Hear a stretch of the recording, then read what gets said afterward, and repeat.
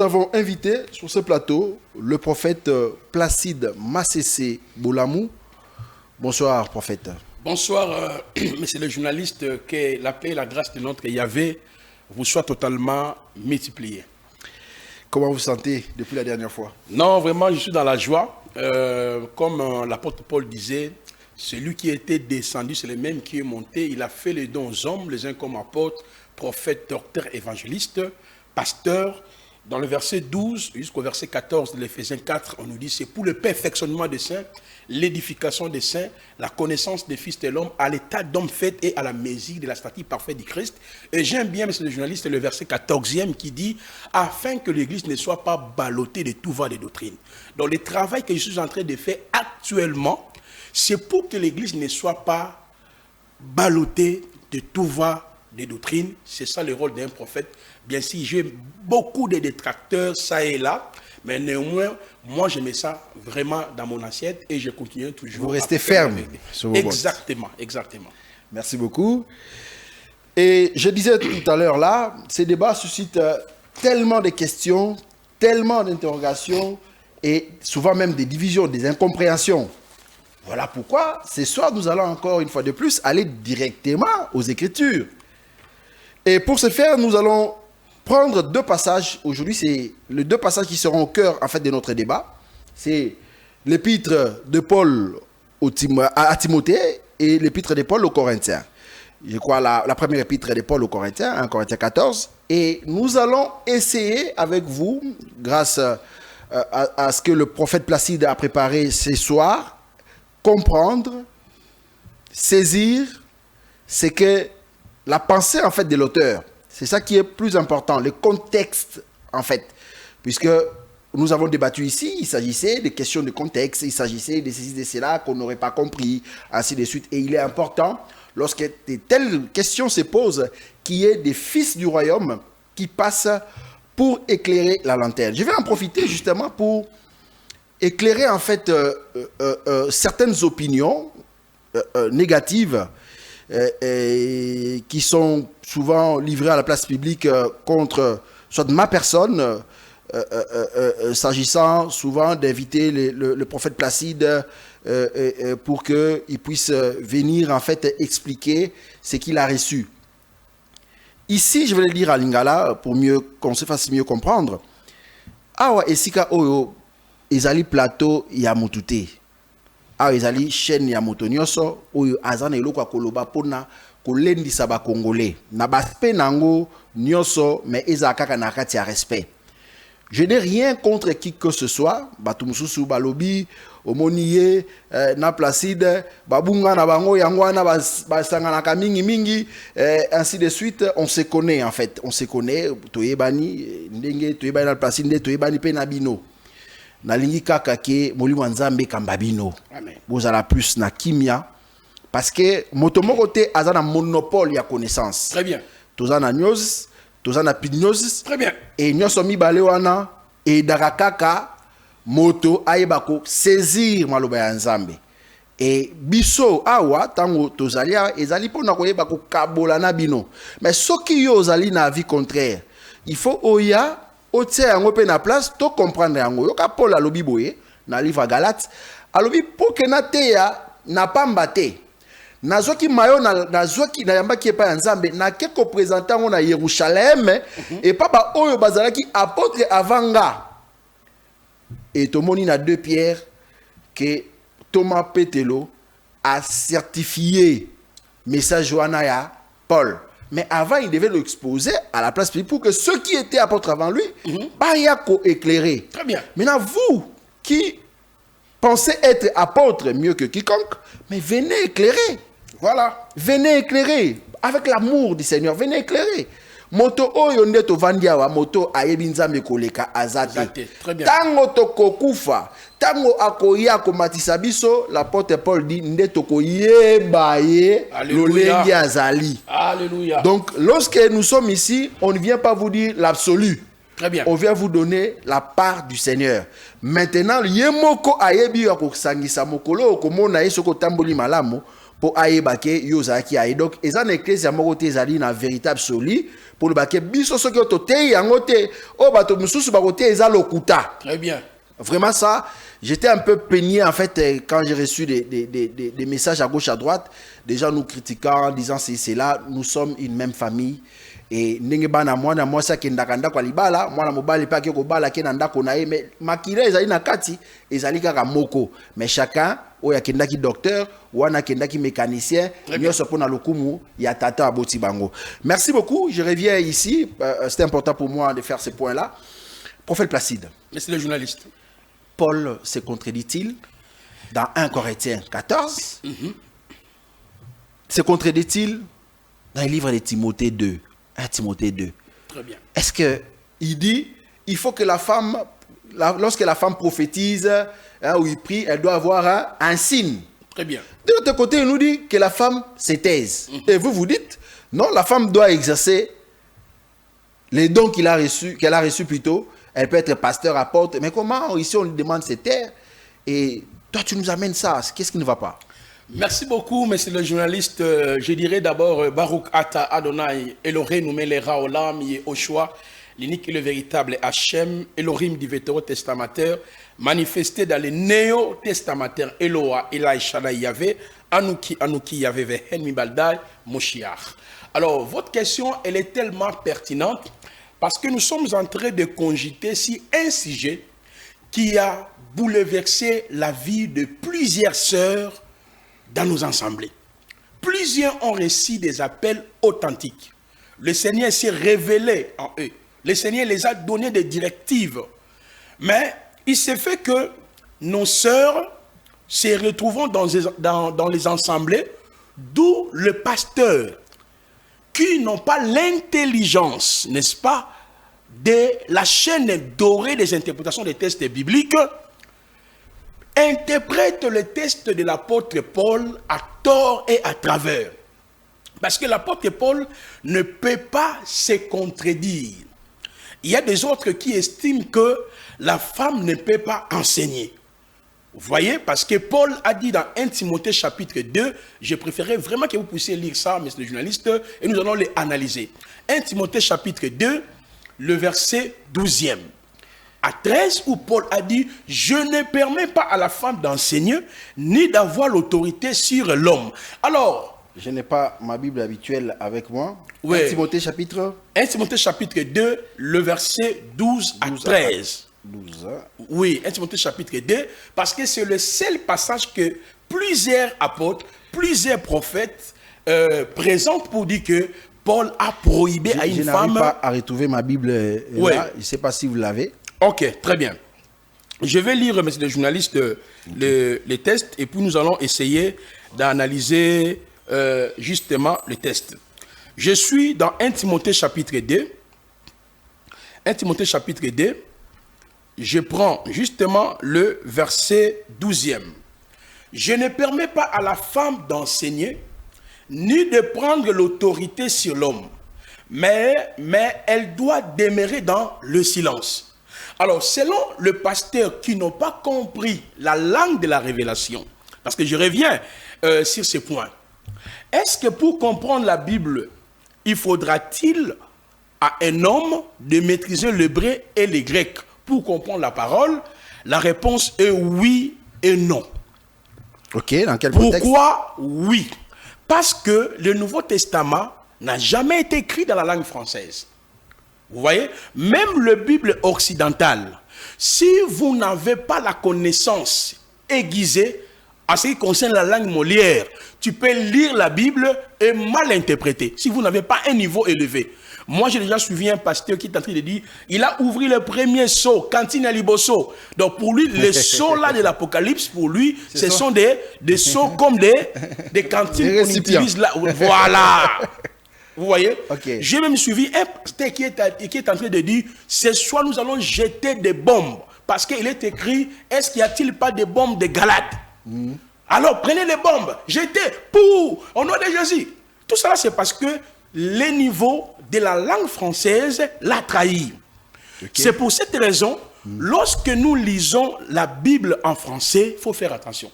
le Nouveau Testament n'a jamais été écrit dans la langue française, c'est la langue grecque. L'Ancien Testament a été écrit dans la langue hébraïque et il y a 65 passages dans la langue arméenne. Maintenant, lorsque tu lis les passages comme ça, en français, tu peux tirer une conclusion pour ainsi dire l'apôtre Paul exactement a prohibé à une femme d'enseigner parce que le fait que la femme est en train d'enseigner, elle est en train d'exercer l'autorité. Mais c'est faux. Le passage ne dit pas ça. C'est plutôt la tradition dans la langue française qui vous a donné cette compréhension. Pourquoi? Parce que dans la langue grecque, pour parler de la femme en général, monsieur le journaliste, il y a les termes qu'on appelle télus. Je peux exploiter les tableaux. Oui, soyez à l'aise. Voilà. Il y a les termes qu'on appelle télus.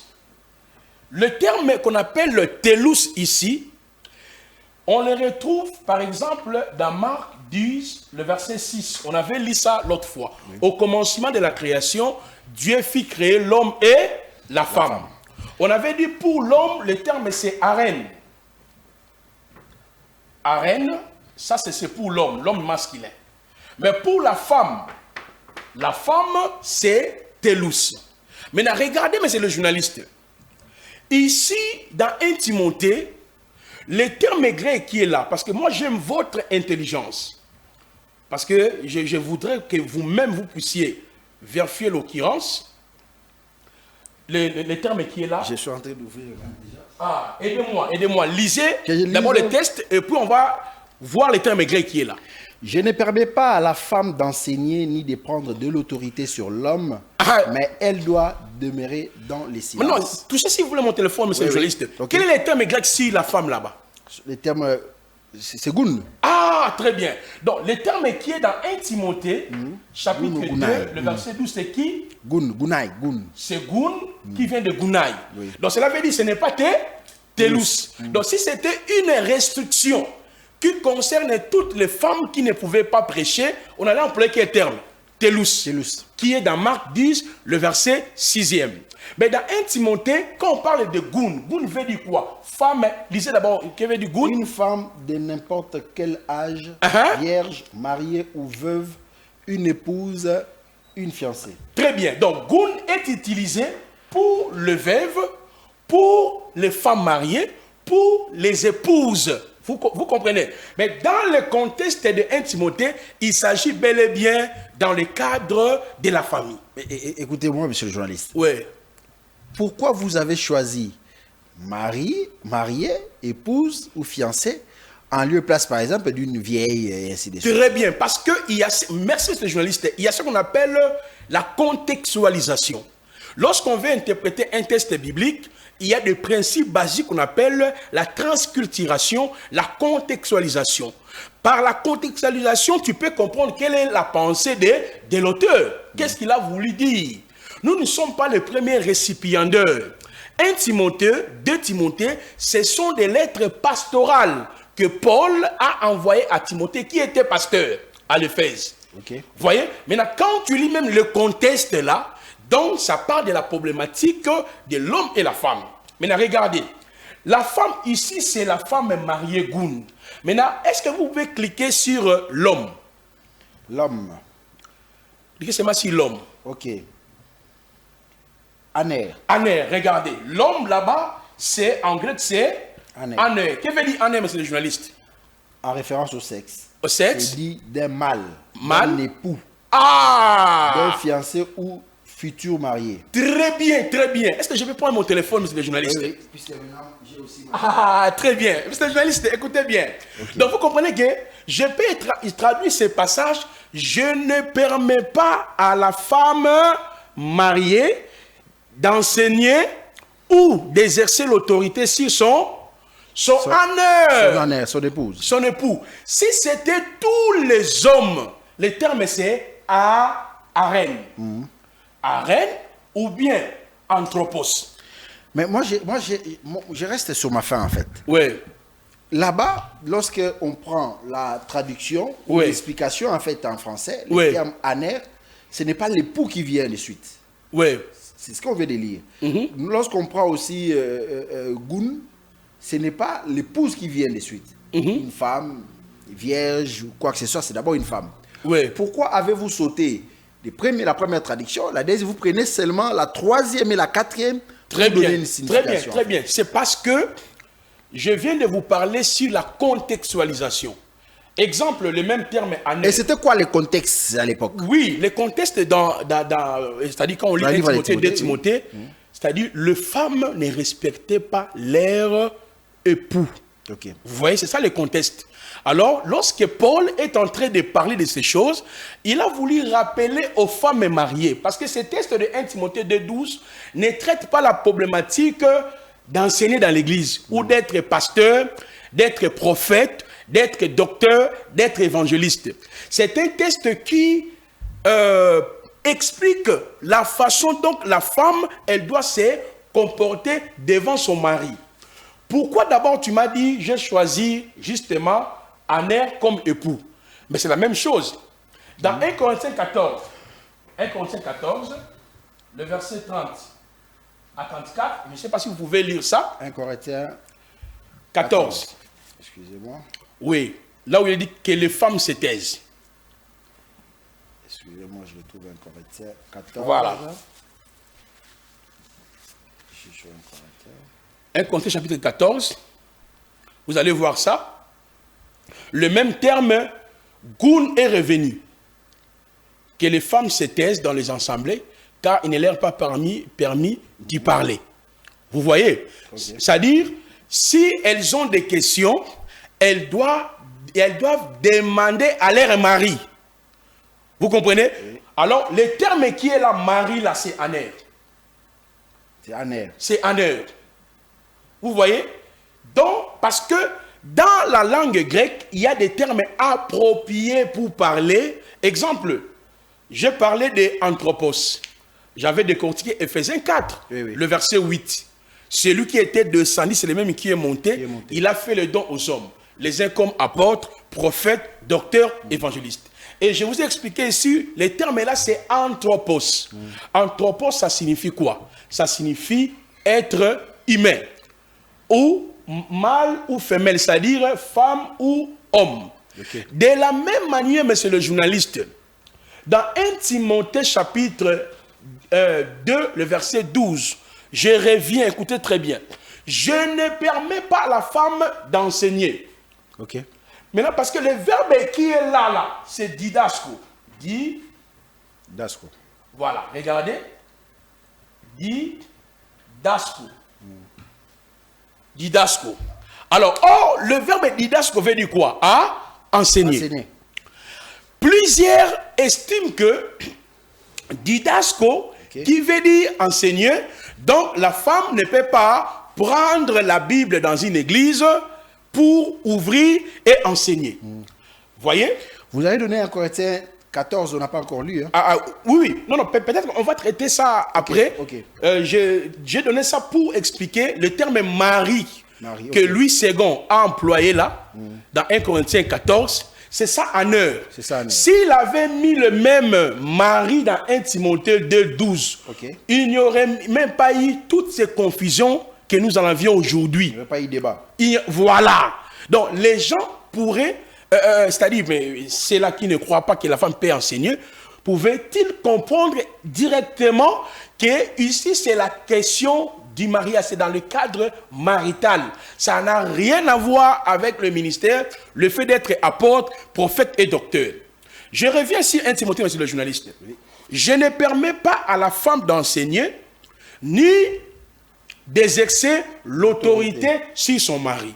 Je dis que ce texte ne parle pas du fait que la femme dans une église, elle peut prêcher ou Paul a interdit ça. C'est la compréhension française, de la langue française, qui a induit plusieurs hommes de Dieu dans cette confusion. Pourquoi? On commence d'abord par le verbe didasco, qui veut dire enseigner. Est-ce que vous pouvez prendre 2 Timothée chapitre 2? 2 Timothée chapitre 2. Oui. Le verset 1er à 2. À la maison, même ceux qui nous écoutent là, vous pouvez prendre aussi les mêmes passages. De Voilà. Timothée, chapitre 2, Oui. verset 1er. Toi donc, mon fils, sois fortifié dans la grâce qui est dans les Mashiach Yehoshua. Et les choses que tu as entendues de moi, à travers beaucoup de témoins, confie-les à des humains fidèles qui seront suffisants pour les enseigner aussi à d'autres. Non, monsieur le journaliste, non, calmement. Oui. Paul a reçu quoi? La révélation. Galates chapitre 1er, le verset 14 à 15. Il dit, il a plu à celui qui m'avait mis à part de se révéler à moi. Il dit que ce que j'enseigne, je l'ai reçu par une révélation. Je n'ai pris ça. Merci beaucoup, monsieur le journaliste. Maintenant, Paul avait un disciple qui s'appelait qui? Comment? Timothée. Qu'est-ce qu'il est en train de dire à Timothée? Ce que tu as entendu de moi, ce que tu as reçu de moi. Timothée a reçu quoi? La doctrine, l'enseignement, les dépôts, la révélation à laquelle Dieu, parce que dans Ephésiens chapitre 3, le verset 3 à 4, Paul est en train de dire, le mystère caché dans les autres générations, alléluia, a été révélé maintenant à ses prophètes et apôtres. Donc Paul avait la révélation, ok, sur Jésus-Christ. Il est celui qui a écrit au moins 14 épîtres, parce que l'épître aux Hébreux, il y a tout un débat. Mais on peut le mettre là. Est-ce que vous essayez de dire que Paul est le seul qui a reçu la révélation? Non, tous les apôtres ont reçu la révélation. Parce que dans Ephésiens chapitre 3, les versets 3 à 4, il parle de la révélation collective, pas comme dans l'Ancien Testament. Pouvons-nous, puisque ça c'est de la science, pouvons-nous dire que Paul est le seul où l'écriture est parvenir à Nabiso plus facilement que les autres? Parce que vous vous souviendrez qu'il y a des écrits qui sont perdus. Donc, on ne sait pas qui a écrit combien de temps. Parmi ces écrits, nous avons eu la chance d'avoir reçu plus des écrits de Paul que d'autres. Exactement. C'est grâce aussi, parce qu'on a d'abord les 4 évangiles, Actes des apôtres, le 21 épîtres et Apocalypse. Donc, il y a 27 livres qui composent les canons du Nouveau Testament. Dans ces 27 livres, il y a 14 livres. Parce que les 4 évangiles, c'est toujours l'Ancien Testament. Le Testament entre en vigueur lorsqu'il y a la mort du testateur. Donc, il n'y a que Actes des apôtres, et le 21 épîtres et Apocalypse. Mais si vous regardez très bien, même parmi ceux qui étaient avec Mashiach, ils n'ont pas écrit comme Paul. Paul a écrit 14 épîtres lui-même. Voilà. Alors, je reviens sur ce que j'étais en train de dire. Dans 1 Timothée là, 1 Timothée chapitre 2, Paul dit quoi? Ce que tu as entendu de moi, la révélation qu'il avait reçue, il a enseigné ça à qui? À Timothée. À Timothée. Maintenant, monsieur le journaliste, reprends la lecture s'il vous plaît. Timothée devait enseigner ou dispenser ou partager cet enseignement ou la doctrine qu'il a reçue auprès de Paul, auprès de qui? Il dit ceci. Et les choses que tu as entendues de moi à travers beaucoup de témoins, confie-les à des humains fidèles. Très bien. Quel est le terme qui est là? Humain fidèle. Humain. Le terme humain, ça vient du mot grec, c'est anthropos. Donc, anthropos veut dire quoi? Femme ou homme. C'est ça, non? Humain, en français. Quand on dit humain, on parle des êtres humains, les êtres créés, mâle et femelle. Homme tout comme femme. Maintenant, les hommes tout comme des femmes, qu'est-ce qu'ils doivent faire ensuite? Il dit fidèles qui seront suffisants pour les enseigner aussi à d'autres. Ah, regardez la chaîne de transmission. Paul a reçu d'Élohim et Paul doit transmettre à Timothée et Timothée doit transmettre aux hommes et aux femmes. Maintenant, les femmes là ou les hommes qui ont reçu la révélation dont Dieu a révélé à l'apôtre Paul, ils vont faire quoi? Fermer leur bouche? Non. Didasco. Ils vont enseigner. Vous voyez maintenant, est-ce que Paul est en train de se contredire? C'est la question dont vous m'avez posée à la table de cette émission. Donc, recadrons. Vous voulez dire qu'à la lumière de ces passages, Paul a dit à Timothée, enseigne aux femmes et aux hommes, au mâles, et qu'à leur tour aussi, que les femmes enseignent à d'autres personnes. Non, je n'ai pas voulu dire, c'est ce qui est écrit, monsieur le journaliste. Soit on doit déchirer ces passages-là. C'est pour cela, 1 Timothée chapitre 2, on ne peut pas prendre le verbe didasco ici. dans le cadre de se tenir devant l'assemblée. Non, parce que le verbe didasco dit seulement prêcher, enseigner. Le verbe est utilisé dans plusieurs contextes. Et didasco veut dire aussi tenir des discours didactiques. Donc, une femme mariée ou une épouse, elle ne peut pas avoir de paroles déplacées vers son mari. Pourquoi? Parce que selon l'ordre de la création, 1 Corinthiens chapitre 11, le verset 2 à 3, l'homme est le chef de la femme. Est-ce que, monsieur le journaliste, je suis chef de ta femme? Non. Mais on a dit que l'homme est le chef de la femme. Or, la femme qu'on parle là, c'est Goun. Ce n'est pas Télus. Parce qu'on dit que l'homme est le chef de la femme, c'est dans le cadre du mariage. Dites-moi, oui. Pourquoi est-ce que Paul avait besoin d'évoquer la création, c'est-à-dire Adam et Ève, et de comparer au passage d'un Corinthien? Pourquoi exactement, exactement. Mais dans 1 Timothée, il a parlé d'Adam et Ava, justement parce que, lisez l'ordre de la création. Genèse chapitre 1, le verset 24 à 31, Yahvé avait créé d'abord qui? Adam. Il a dit dominer sur les oiseaux du ciel, contrôler et assujettisser. C'est l'homme qui dominait, qui régnait. Mais quand est-ce que la femme a été tirée? Mais qu'est-ce que vous comprenez par la femme ne doit pas prendre autorité? Qu'est-ce que vous comprenez par ne pas prendre autorité? Très bien. Les termes autorité, je l'ai tout écrit dans cet ouvrage.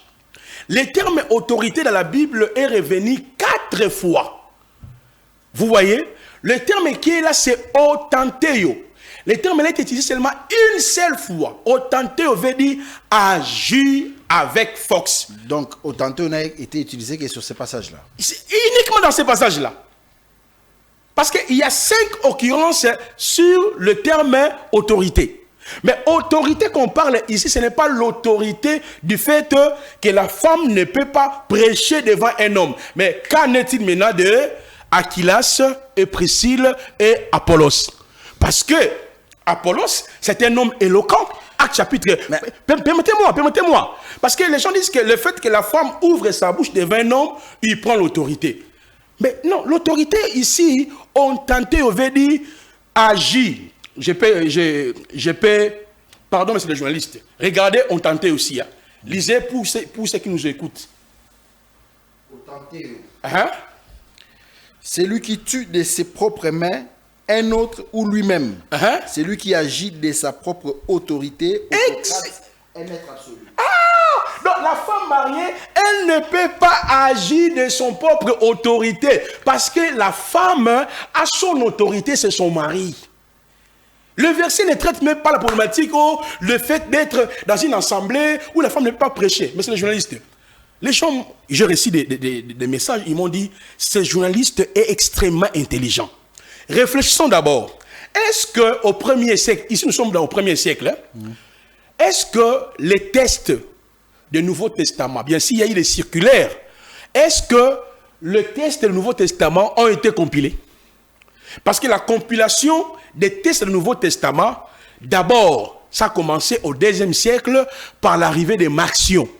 C'est quand Marcion est arrivé, c'est lui qui va compiler 13 épîtres de Paul et en même temps, il a pris la généalogie d'Élique. Il va créer son mouvement. Le Dieu de l'Ancien Testament, c'est un mauvais Dieu et le Dieu du Nouveau Testament, c'est un bon Dieu. Or, 1 Timothée, 2 Timothée, vérifions même sur Internet, quelle est la datation? On parle de 62 ans, 63 ans, 64 ans après le départ de Christ. Donc nous sommes au 1er siècle. Donc la compilation ou la canonisation des écrits du Nouveau Testament a été bel et bien compilée pour la première fois au 2e siècle par le Marcion. Et il y a eu maintenant 2e, 3e Athanase, lui aussi, qui a compilé quelques écrits, et jusqu'à ce qu'au Concile de Nicée, en 325, le Nouveau Testament fut compilé. Nous avons le 27 livres qui composent les canons du Nouveau Testament. Vous voyez ça? Parce qu'il y a d'autres livres qui ont été rejetés par Marcion, d'autres livres qui ont été rejetés aussi au 2e, au 3e siècle. Il y a eu plusieurs conciles. On doit être intelligent, parce qu'à ce moment-là, les Tanakh ou les Tanakh, l'Ancien Testament, existait bel et bien. Comment Paul pouvait dire à Timothée, je ne te permets pas d'ouvrir, la foi ne peut pas ouvrir l'Apocalypse, ne peut pas ouvrir 1 Pierre, ne peut pas, papa, soyez intelligent. Le Nouveau Testament a été écrit chronologiquement, pas du coup. C'est pas comme la loi, hein? Moïse a réussi la loi comme la dictée de Dieu. Mais les textes du Nouveau Testament, le 21 épîtres, les 4 évangiles et actes des apôtres, ce sont des textes qui ont été consignés dans des circonstances particulières. Vous voyez, ce n'était pas directement pour 1 Pierre, 2 Pierre, Apocalypse. Non. Donc, le verbe didasco qui est utilisé ici, on ne peut pas considérer ça. Le fait d'ouvrir Apocalypse, ça sera une bêtise. Le fait de prendre 1 Corinthiens, ça sera une bêtise. Ici, comme la grammaire nous montre qu'en réalité, c'est une question qui est rattachée à la famille. Donc, le passage ici, on ne peut pas prendre ça pour dire Paul aurait interdit à une femme de prêcher dans une église. Le passage là existe dans la tête des ignorants. Je pose la question, est-ce que Paul a-t-il interdit à une femme de diriger une église? Très bien, monsieur le journaliste. Prenez maintenant Tite chapitre 3. On va lire, hein? Tite chapitre 3. Oui. On prend Tite. Ok. Lisez-moi le verset 3e. Car nous aussi, nous étions autrefois intelligents. Non, Tite chapitre 2. Tite chapitre 2, pardon. Tite 2. Oui. Lisez. Excusez-moi. 2, à partir de... Oui, on peut commencer le verset 2e à 3e. Aux vieillards d'être sobres, honorables, limitant leurs désirs et impulsions, saints dans la foi, dans l'amour et dans la persévérance. Continuez. De même, les femmes âgées d'un comportement convenable à la sainteté, ni calomniatrices, ni esclaves des excès de vin, mais enseignant ce qui est bon. Attends, les femmes sont en train de faire quoi? D'enseigner. Quel est le verbe? Mais le passage n'est pas fini. Le passage n'est pas fini. Laissez-moi aller jusqu'au... Non. Laissez-moi aller au 4e verset. Je sais. Je ne peux pas vous interdire, monsieur le journaliste. Okay. Mais je dis, les femmes là, qui a recommandé, parce que Tite, Paul, qui en est l'auteur? Paul recommande à Titos de dire aux femmes âgées, de faire quoi? D'enseigner. D'enseigner bâtiment? Non, d'enseigner des... Je sais pas... Non, j'ai la réponse. J'ai la réponse. Bon, lisez. Au 4e verset. Lisez. D'enseigner puisqu'il s'agit de ça. C'est là où vous devez expliquer. Très bien. Afin qu'elles apprennent aux jeunes femmes à aimer leur mari, à aimer leurs enfants, limitant leurs désirs et impulsions pures, gardant la maison, en prenant soin des affaires domestiques, bonnes soumises à leur mari, afin que la parole d'Élohim ne soit pas blasphémée. Monsieur le journaliste. Ici, on voit clairement que ce sont des femmes, les vieillards, des femmes âgées, qui devaient enseigner, 4e verset, de jeunes filles. On parle pas des hommes. Non, attends, on ne refuse pas. C'est pas d'enseigner les hommes. On est d'abord dans... Attendez, non, très bien. Puisque vous avez dit que les femmes, là c'est Paul. Est-ce que Paul est en train de se contredire? Mais je vais vous donner ici, le passage. Spécifiquement, il demande aux vieillards d'enseigner les jeunes femmes, pas d'enseigner les hommes. Attends, mais je vais vous donner aussi un autre passage. Qui va contredire ou qui va lire ça? Attends, ou une femme. Parce que là, on a une contradiction de Paul. Timothée a été enseigné par sa maman Eunice et par sa grande... Attends, j'ai des passages à mêler, monsieur le journaliste. Les gens souffrent de ce qu'on les a dit. Tu sais, par exemple, un mensonge que tu répètes à chaque fois, ça deviendra une vérité. Tellement on a dit aux gens... Quand une femme prêche, c'est Jézabel. Quand une femme enseigne, il faut quitter. Paul n'a jamais dit ça. On t'a répété ça longtemps, ça resté dans ta tête. Maintenant, là d'abord, je suis en train d'abord d'expliquer le verbe didasco. Une femme qui prêche, c'est pas Jézabel. Mais si une femme est Jézabel, didasco ici, vous allez expliquer ça comment? Avant d'abord d'aller dans le contexte là. On va l'expliquer puisque Paul l'explique que le didasco s'applique aux jeunes femmes. C'est-à-dire les vieillards qui enseignent les jeunes femmes. Vous changez maintenant que c'est que la femme peut enseigner les jeunes femmes, hein? Oui, mais c'est ce qu'on vient de dire. Mais attends aussi, je vais te donner maintenant des passages où les femmes ont enseigné les hommes. Parce que vous avez cité Acte 18 tout à l'heure là, avec Priscilla et Aquilas, mais il faut comprendre aussi que Priscilla n'enseignait pas Apollos seul. Elle était toujours accompagnée de Kylas, puisqu'on ne dit pas des poussières qui enseignent seul. Mais c'est son autorité. Par exemple, si... Sous l'autorité du mari. Regardez, monsieur le journaliste. Exemple, ma femme est appelée au ministère. Je l'avais dit ici. Le ministère est vocationnel et lié à Dieu. Exemple, moi, ma femme est appelée à être apôtre. Et moi, son mari, Dieu aussi m'a appelé à être apôtre. Mais normalement, je suis son autorité. À ce qui concerne la direction, c'est moi qui dois prendre la direction de l'église. Mais à ce qui concerne les décisions ministérielles, on doit agir de la même manière parce que je suis en train de jouer des rôles. Je joue les rôles de son mari et je joue les rôles, on joue les rôles, nous tous, comme des ministres pour l'édification des saints. Je crois que c'est ici que ça devient intéressant. Dites-moi, puisque vous avez dit qu'une femme peut enseigner des hommes dans l'église, je vais prendre un passage. Je suis dans Apocalypse 2. À partir du verset 18, vous permettez que je lise. Hein, et que lisez. Écrit aussi à l'ange de l'assemblée de Thyatire. Voici ce que dit le fils d'Élohim, qui a ses yeux comme une flamme de feu et les pieds semblables à du cuivre ardent. Je connais tes œuvres et ton amour et ton service et ta foi et ta patience et tes dernières œuvres plus nombreuses que les premières. Mais j'ai contre toi quelque peu de choses parce que tu permets à la femme l'Isabelle, qu'on appelle Jézabel, qui se dit elle-même prophétesse, d'enseigner et d'égarer mes esclaves pour qu'ils se prostituent et mangent des choses sacrifiées aux idoles. Ici, on voit clairement que le Seigneur est en train de reprendre l'église de Thyatire parce qu'on a laissé une femme enseigner. Que dites-vous de ces passages? Merci, monsieur le journaliste. Voilà pourquoi j'ai parlé sur la contextualisation. Elle est tellement importante lorsque vous voulez interpréter un texte. D'abord, si vous allez considérer Jézabel, en ce moment-là, Jézabel n'était pas encore vivante. Hein. Elle était déjà morte. Voilà, parce que l'esprit de Jézabel, c'est l'esprit de l'idolâtrie. Nous sommes dans 1 roi 16, 1 roi 17, 1 roi 18. Vous connaissez l'histoire du roi Akab. Or, selon la loi, c'est interdit aux enfants d'Israël de contracter le mariage avec les nations. Nous sommes dans Devarim, Deutéronome chapitre 6, Deutéronome chapitre 7. Et Yahvé avait prohibé cette union. Mais le roi Akab, connaissant bel et bien l'importance de la loi, il a violé la loi.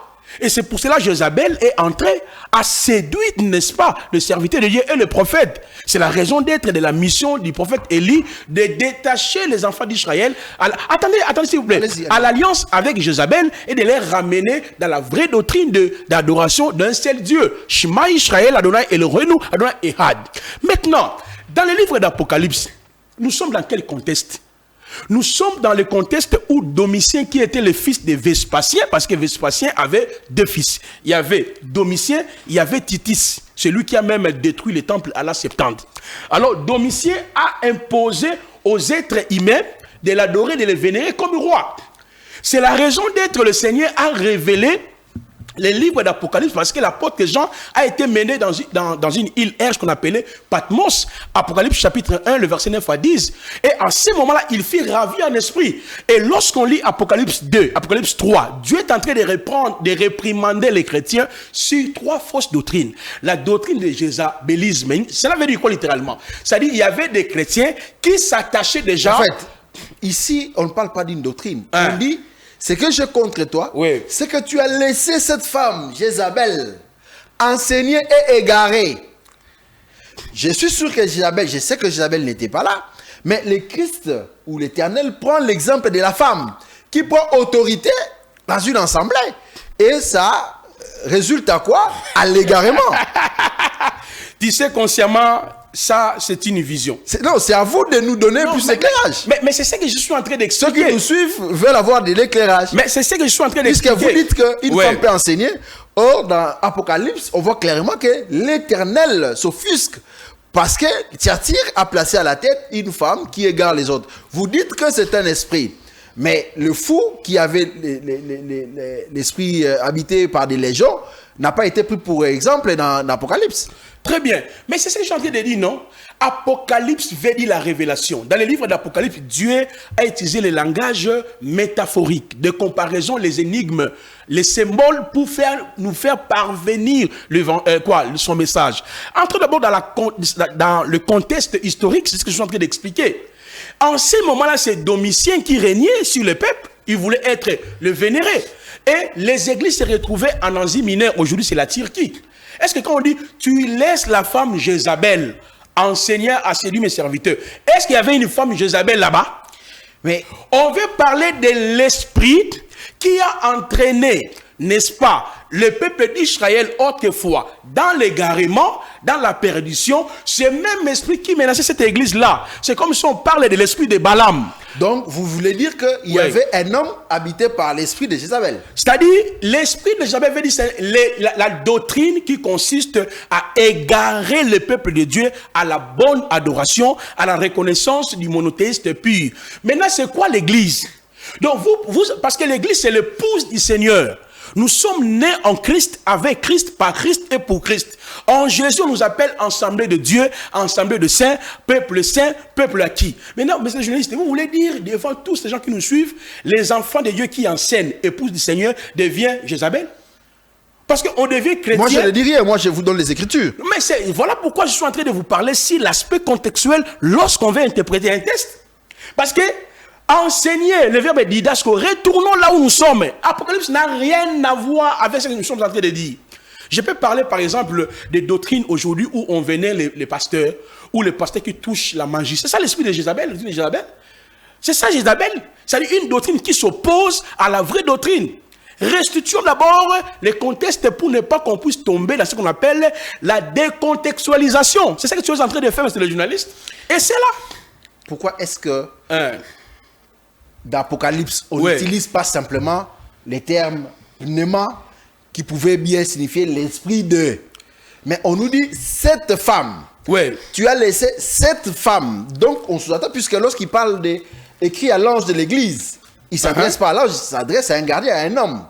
N'est-ce pas? Un surveillant. Très bien. Mais ce surveillant a laissé, lorsque je vois clairement avec l'intelligence claire, là je parle pas, je fais pas appel à un esprit, mais si je dois traduire littéralement, je vois que cet ange avait laissé une dame, une femme, puisque cette personne qui a été laissée a été bien désignée avec son genre. Tu as laissé cette femme appelée Jézabel. C'est-à-dire que on nous démontre réellement que ce type de femme, ainsi de suite, on ne nous a pas dit cet homme possédant l'esprit de... Attends d'abord. Parce que dans ce passage, je ne vois pas d'esprit. En fait, expliquez-moi clairement que je comprenne. Mais c'est ce que je suis en train d'expliquer, monsieur le journaliste. Et c'est quel terme utilisé, femme, là? C'est quel anthropos? Mais non, attendez d'abord. Nous sommes dans un livre prophétique. J'aimerais comprendre. Par exemple, je vous explique. C'est vous qui enseignez. Exactement. Vous m'avez enseigné Aner, Telus, ici. Vous étiez à l'aise à dire, ici c'est Telus, c'est Aner. Non, là-bas c'est Didasco. Mais moi je suis là, je dis, écoutez. La femme de Thyatire, c'est quoi? Elle est Telus. Elle est... Dans le livre, moi je suis un enseignant, j'ai écrit les livres, Apocalypse chapitre 1 jusqu'au chapitre 22, j'ai écrit, j'ai tout interprété. Il y a 4 femmes dans les livres d'Apocalypse. Premièrement, il y a la femme qu'on appelle Jézabel, 1. Deuxièmement, il y a la femme enveloppée du soleil. Troisièmement, il y a la femme qu'on appelle Babylone la grande. Ok? Et puis, pour me limiter d'abord par rapport aux 3 femmes là donc je viens de citer. Quand vous interprétez l'Apocalypse, par exemple, on parle de la femme Babylone, la femme prostituée. Vous allez la situer où? On veut parler d'un esprit, d'un système, ok, qui fera de sorte que tous les êtres humains entrent dans ce système-là. Exemple, on dit une femme enveloppée du soleil dans l'Apocalypse chapitre 12. Enveloppée du soleil, la lune sous son pied. Allez chercher cette femme-là, vous allez la chercher où? De la même manière, je suis en train de vous dire, interpréter ces tests-là dans le cadre où, si une femme enseigne, elle devient Jézabel. Alors, ça va contredire la Bible. On ne fonde pas une doctrine sur un seul passage. Lisez d'abord ces 2 passages. 2 Timothée chapitre 1, le verset 5. Et puis nous allons lire 2 Timothée chapitre 3, le verset 14 à 15. Vous allez comprendre. Moi, je n'ai pas encore fini avec vous. Hein. J'ai d'autres passages maintenant que je vais commencer à donner. Et puis, voilà. Tous les passages, vous aurez toujours la réponse. Donné 2 Timothée. Le verset 1 jusqu'au verset 5e. 2 Timothée. Verset 2 Timothée 1. Oui, 2 Timothée chapitre 1, le verset 5. Le verset 5. Lisez, écoutez très bien à la maison.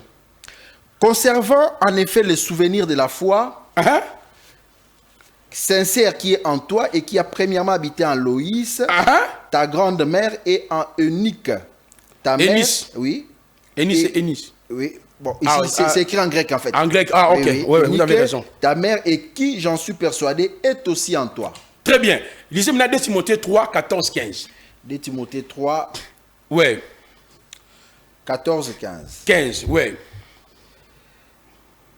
Mais toi demeure dans les choses que tu as apprises et dont tu as été assuré, sachant que tu les as apprises, et parce que dès l'enfance, tu connais les lettres sacrées qui peuvent te rendre sage pour le salut par les moyens de la foi en Mashiach et Yeshua. Alors maintenant, le déteste ici, 1 Timothée chapitre 1er, le verset 5, 2 Timothée chapitre 3, le verset 4 à 14. Il y a 2 personnes qui ont contribué à la croissance de qui?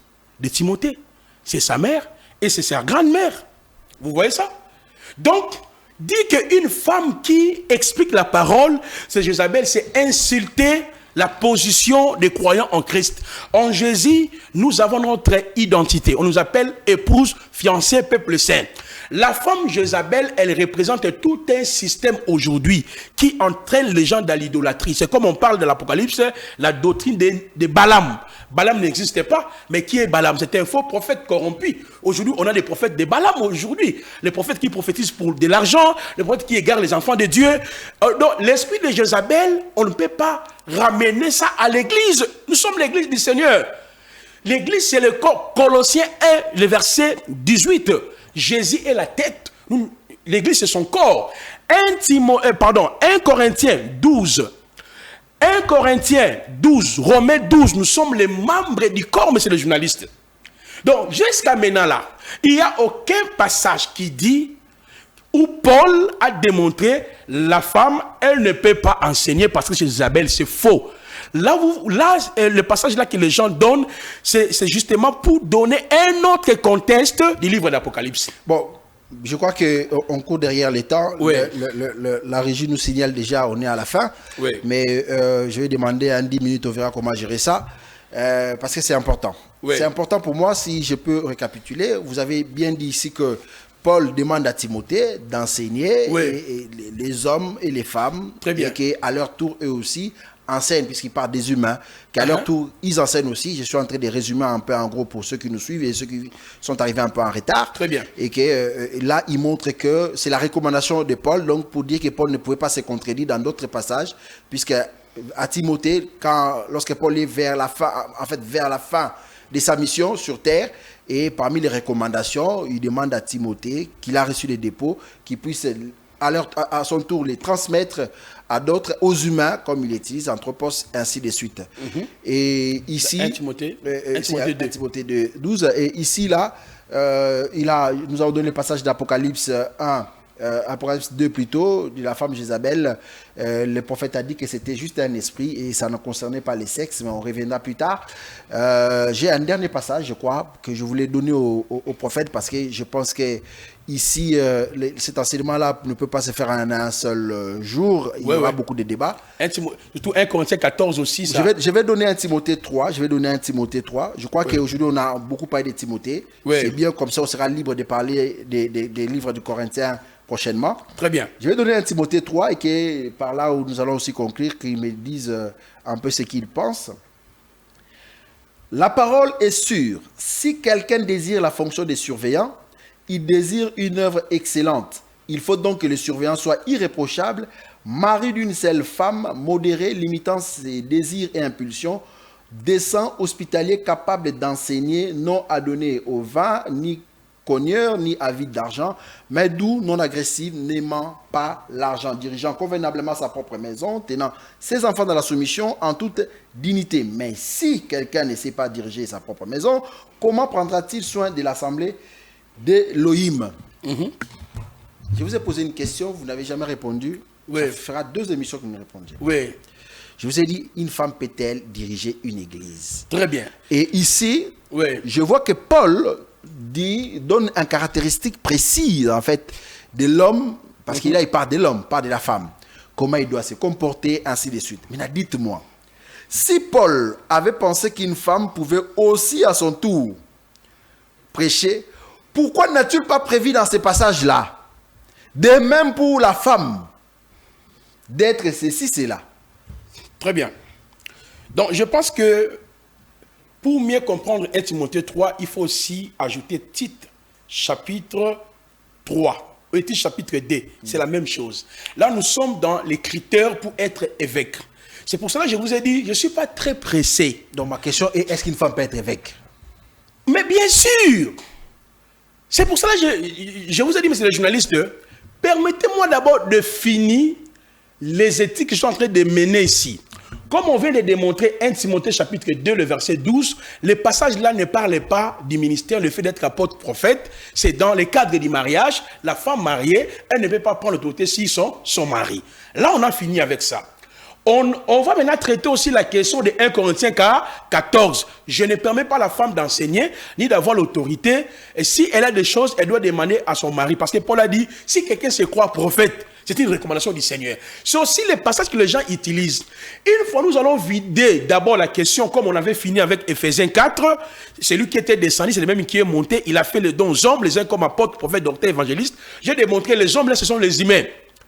Alors, c'est en ces moments-là on peut revenir avec vous pour traiter la problématique telle que, est-ce qu'il y a un passage où une femme a dirigé l'église?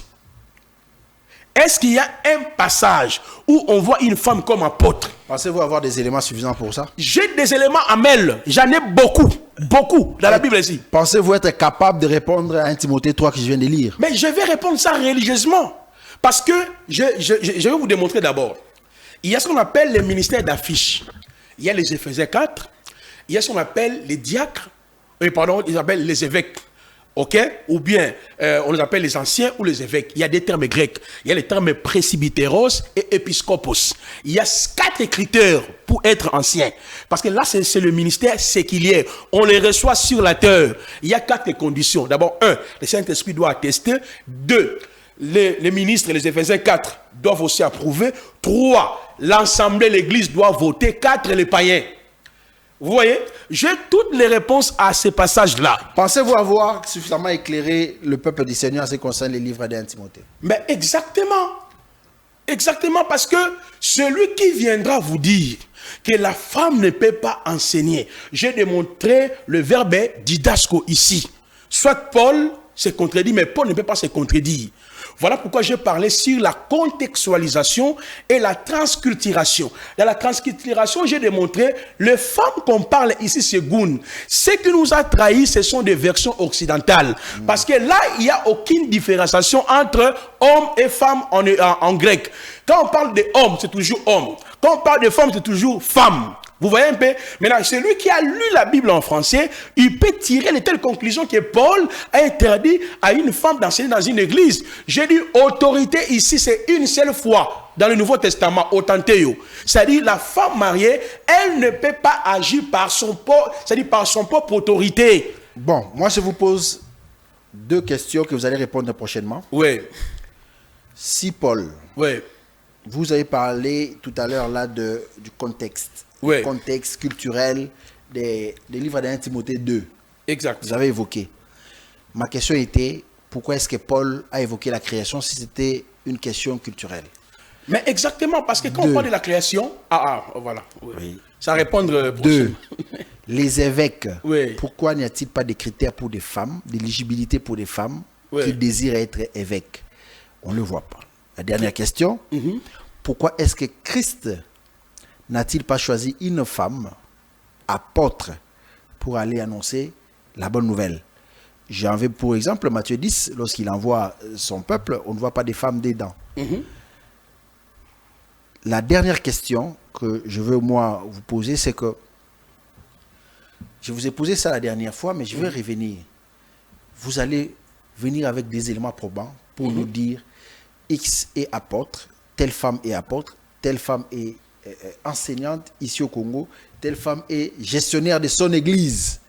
Nous voulons avoir des apôtres, nous voulons voir des enseignants pour asseoir cet enseignement afin que ceux qui sont édifiés ne soient pas édifiés par des paroles, mais aussi que ce soit d'une manière factuelle, qu'on puisse attester réellement que Madame Olangi est vraiment apôtre, que Jessica Bassele est vraiment apôtre. C'est un peu ce que moi je veux. Est-ce qu'on peut se mettre d'accord là-dessus? Non, je suis d'accord dans toutes ces questions-là. Parce que comme on est arrivé à la fin, je peux répondre ça dans 30 secondes. Mais comme... moi, je ne veux pas que tu répondes dans 30 secondes parce que nous nous sommes habitués avec des enseignements. Voilà, je reviendrai. J'aimerais que ça soit vraiment didasco, en fait. Très bien. Que ça soit d'étape par étape, merci, avec des termes appropriés pour que nous puissions comprendre l'essence. L'essence, très bien. Mais moi, je préférais quand je reviendrai prochainement, qu'on finisse d'abord avec 1 Timothée 14. Après, on peut pas peut-être que 20 minutes... Je vais finir avec ça. Prochainement, je vais vous laisser 20 minutes sans vous interrompre. Je finis avec 1 Corinthiens jusqu'au bout. Après, maintenant, je réponds à toutes ces questions pour vous dire que la femme aussi est épiscopos ou presbytéros. Prophète, regardez cette caméra, s'il vous plaît.